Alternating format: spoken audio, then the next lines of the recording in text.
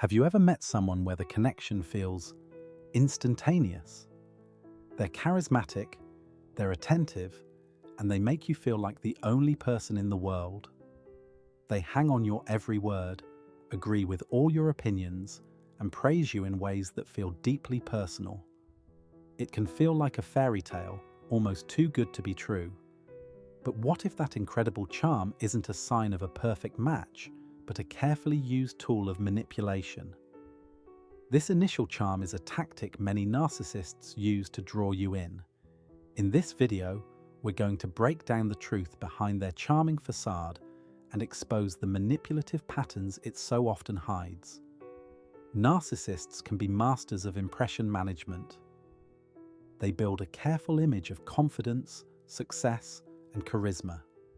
But this image is often a mask, hiding a deep-seated need for admiration and control. Their charm isn't necessarily a sign of genuine warmth.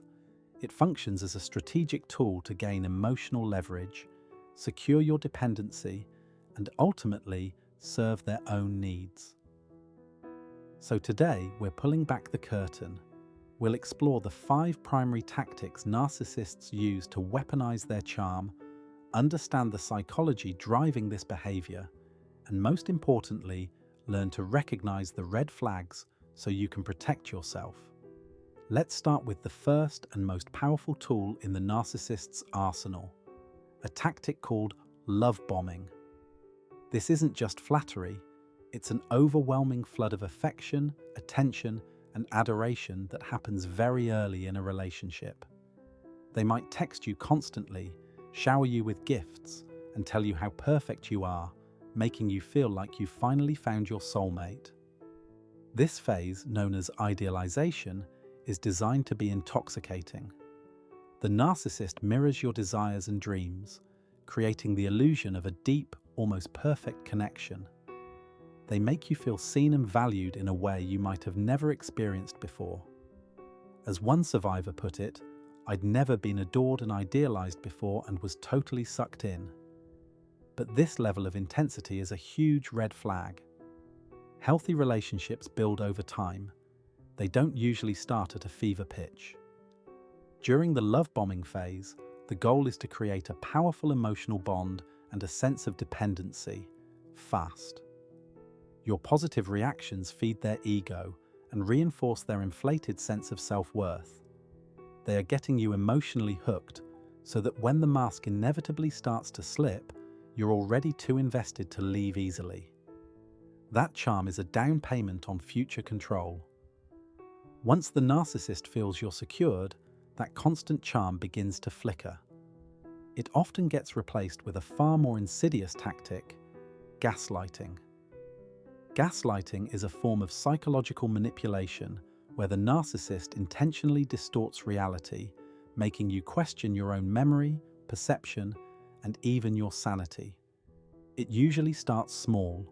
They might deny saying something you clearly remember them saying. Phrases like, "I never said that," "You have a terrible memory," or "You're just being too sensitive," become common. They might twist your words to use against you, making you feel like you're the one who's confused or irrational. They may even pass off insults as jokes, and when you get upset, accuse you of not being able to take a joke. The goal of gaslighting is to systematically dismantle your self-confidence and make you dependent on their version of reality. Over time, the constant self-doubt is exhausting. You start to think, maybe I am too sensitive, or maybe I did remember it wrong. This psychological erosion is how the narcissist maintains control. By making you doubt yourself, they position themselves as the only reliable source of truth, cementing their power in the relationship. If any of this is sounding familiar, or if you're finding this information valuable, please take a moment to subscribe.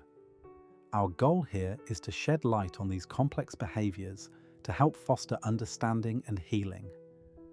A classic move in the narcissist's playbook is avoiding responsibility for their own negative actions, no matter what. They often accomplish this through 2 powerful psychological maneuvers: projection and blame shifting. Projection is when a narcissist takes their own undesirable traits and behaviors and accuses you of them.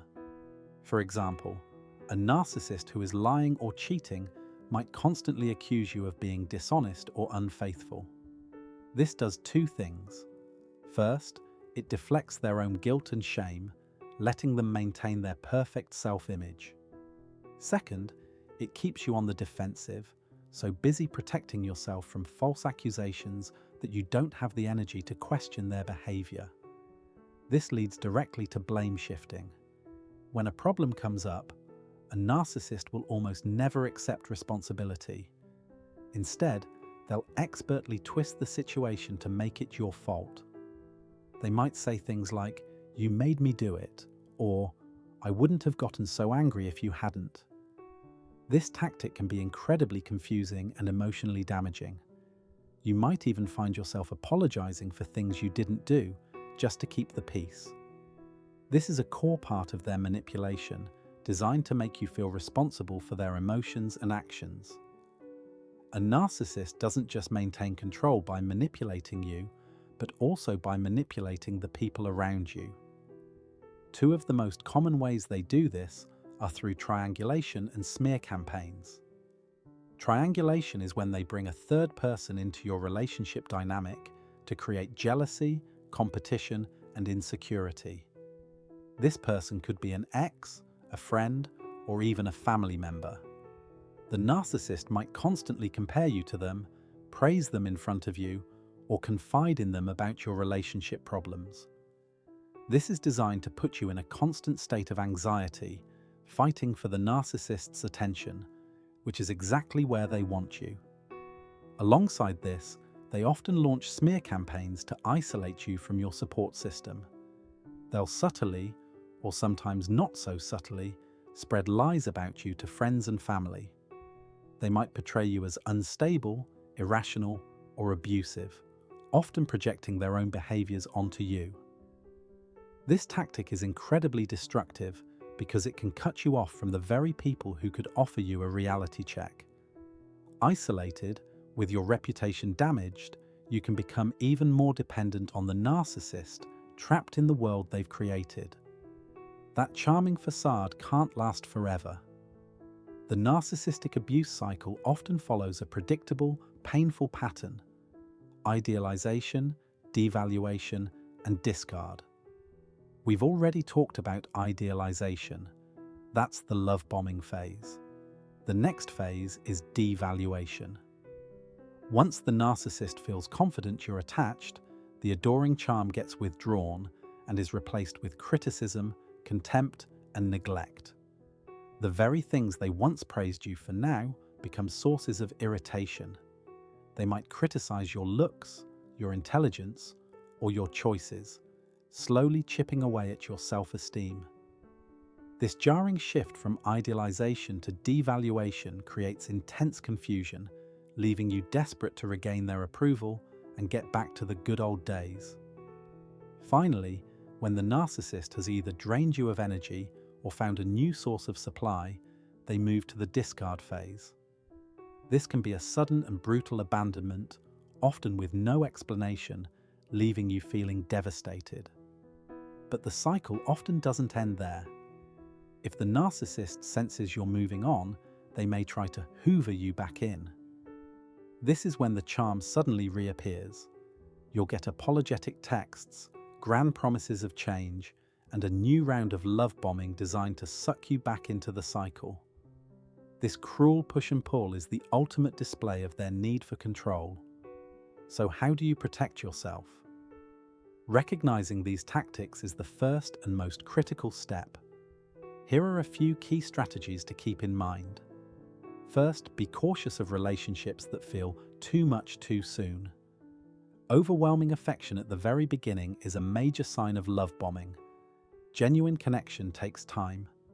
Second, trust your gut. If conversations feel shallow, always circling back to them, pay attention. If you feel like you have to constantly praise them to get their approval, that's a red flag. Third, you have to learn to set and enforce firm boundaries. A narcissist will consistently test your boundaries. State clearly what is and isn't acceptable, and be ready to enforce consequences when those boundaries are crossed. This might mean limiting contact or, in many cases, going no contact entirely. Fourth, try practicing emotional detachment. One technique is the grey rock method, where you make yourself as uninteresting as a grey rock. Respond with brief, factual, and unemotional statements. This cuts off the emotional reaction they feed on, and they will often lose interest. And finally, most importantly, seek support. Talk to trusted friends, family, or a mental health professional who understands narcissistic abuse. Reconnecting with your support system can validate your experiences and help you rebuild the self-esteem that the relationship has worn away. The narcissist's charming facade is a powerful illusion, a mirage designed to lure you into a web of control.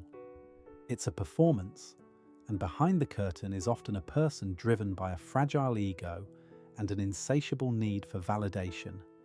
From the intoxicating high of love bombing to the soul-crushing lows of devaluation and discard, every one of these behaviors ultimately serves their deep-seated need for control and admiration.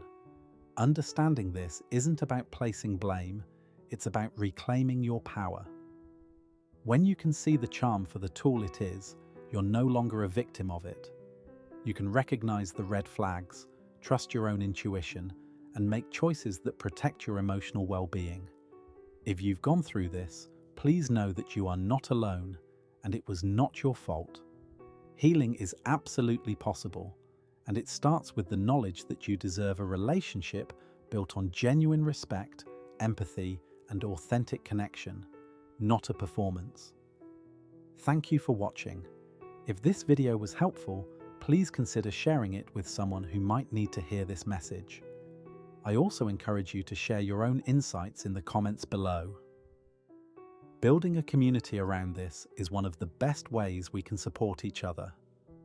Don't forget to subscribe for more content dedicated to understanding and navigating complex relationship dynamics.